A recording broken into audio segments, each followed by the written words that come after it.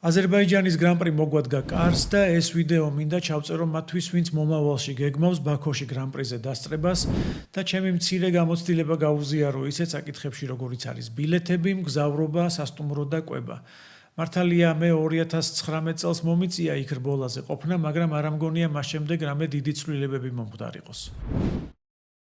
აზერბაიჯანის გრან-პრიზე დასასწრები ბილეთების ფასი საშუალოზე მაღალია და ეს ალბათ ერთადერთი მინუსია, რაც ამ გრან-პრის აქვს.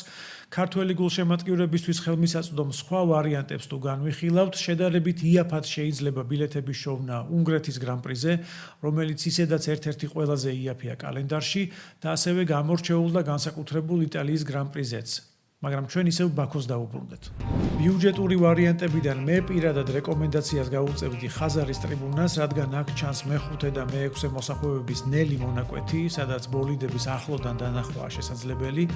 ასევე ჩანს მე-20 მოსახვევი, რომელსაც პილოტები მაქსიმალური სისწრაფით გადიან. თავისთავად ტრიბუნის მოპირდაპირე მხარეს დგას დიდი მონიტორი, სადაც მთელი რეპორტაჟის ყურებაა შესაძლებელი. ასევე შეიძლება სასტუმროს ან ბინის ქირაობა და რბოლის აივნიდან ყურებაც, მაგრამ გრან-პრის დახურულ ტერიტორიაზე ყოფნის სიამოვნებას ეს ვერ აანაზღაურებს. კოვიდის შემდეგ აზერბაიჯანის რესპუბლიკას სახმელეთო საზღვარი ყველა თავის მეზობელ ქვეყანასთან დაკეტილი აქვს, ასე რომ ბაქოში მოხვედრა მხოლოდ თვითმფრინავით არის შესაძლებელი, თუმცა უკან დაბრუნება შემდეგ სახმელეთო გზითაც შეიძლება.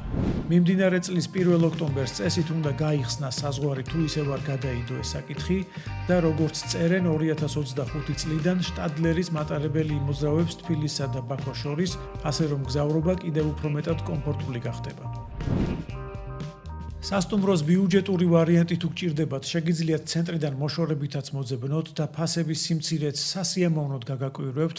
ერთადერთი რაც უნდა გაითვალისწინოთ, ეს სასტუმროს მეტროსთან სიახლოვეა, რადგან როგორც წესი უახლოესი სადგურიდან 10-15 წუთში შეგიძლიათ უკვე გრან-პრის დახურულ ტერიტორიამდე მიხვიდეთ.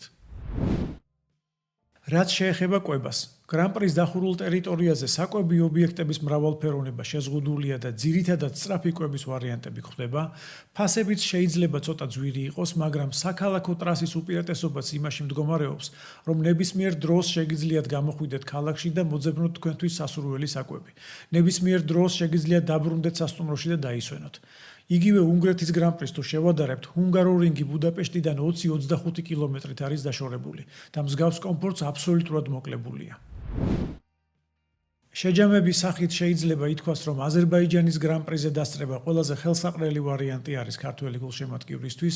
მთავარი ხარჯი აქ უშუალოდ გრან-პრის ბილეთებზე მოდის, ხოლო სხვა მხრივ ბაქო ძალიან სტუმართმოყვარე, კომფორტული და არანაირად ძვირი ქალაქი არ არის.